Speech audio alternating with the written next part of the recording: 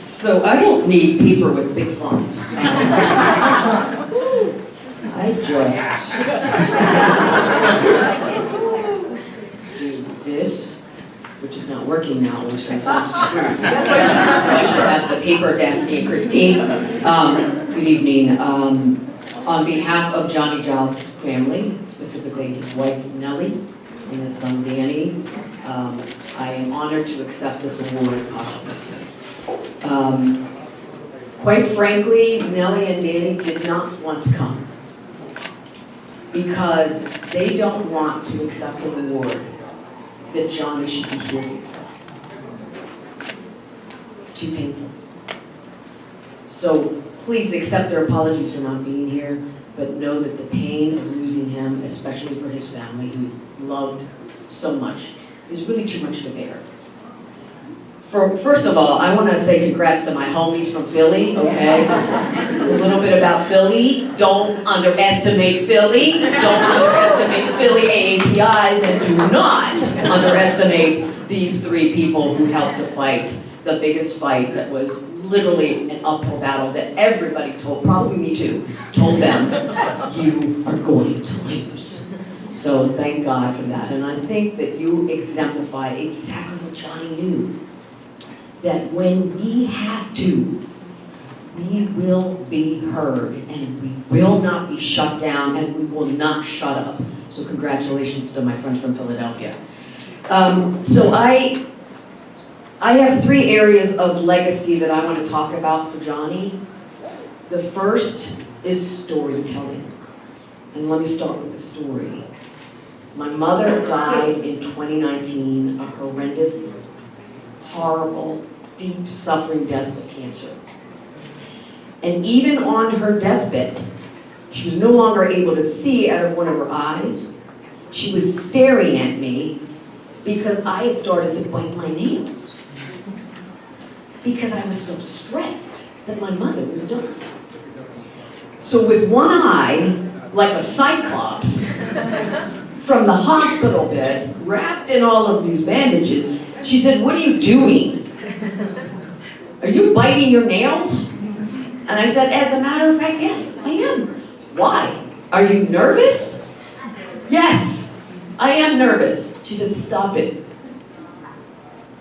And even though she had been in this country for over 50 years, the hospital staff would come into her room where she lay dying and speak only to us, as if she wasn't there. So Johnnie knew that it was those humanizing stories, like about my mother, that need to be told. And they're not just nice to see narratives, films, and TV shows. They humanize us. We matter. We exist. We are important.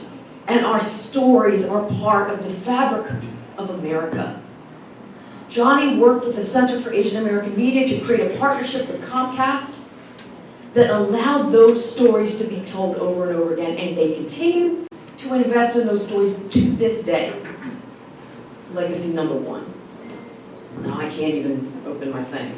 Legacy number two, building the pipeline and making sure that people that look like us are in rooms where it happens and at tables where decisions are made. He knew that if we weren't there to say our truth, we would continue to be marginalized, invisible, forgotten, and worse yet, the subject of false narratives that harm our community.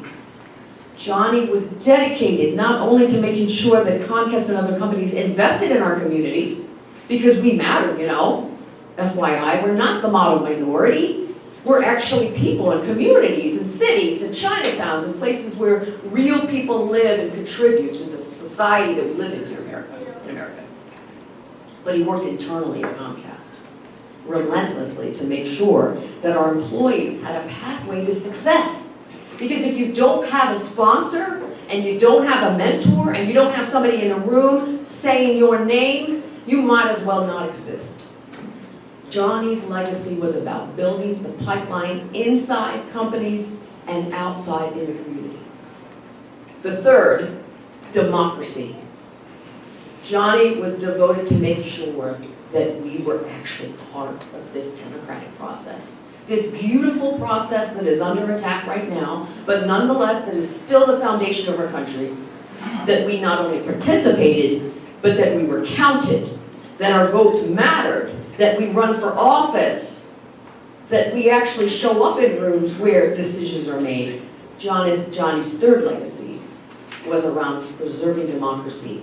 And he was the chair of APIAVote for many years and a founding member. And he was also a founding member of a new organization called APIAVote.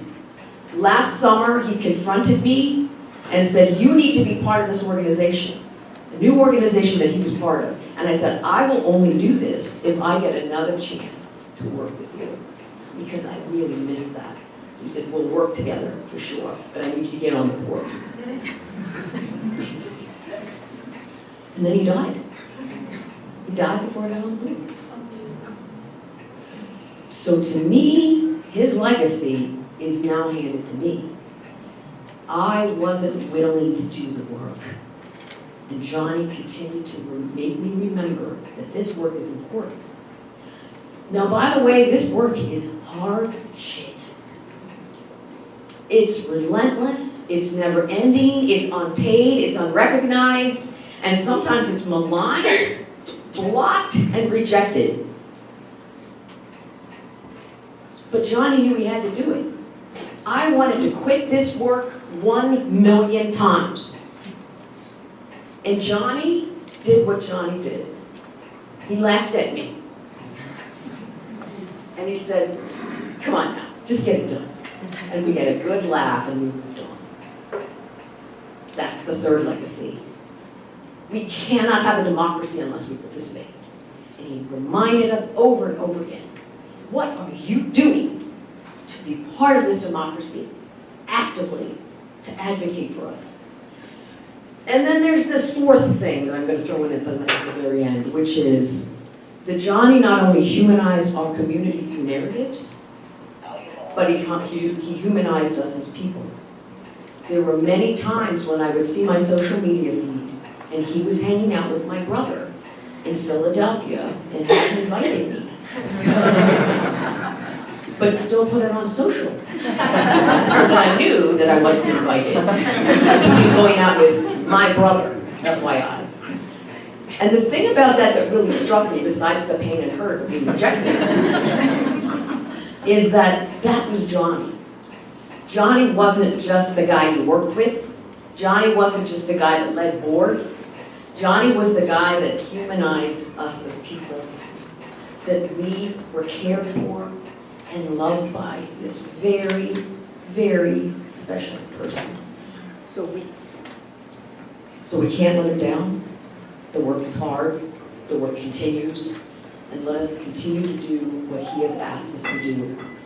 So it is with great honor and it is with great humility that I accept this award on behalf of Johnnie Giles. Thank you very much.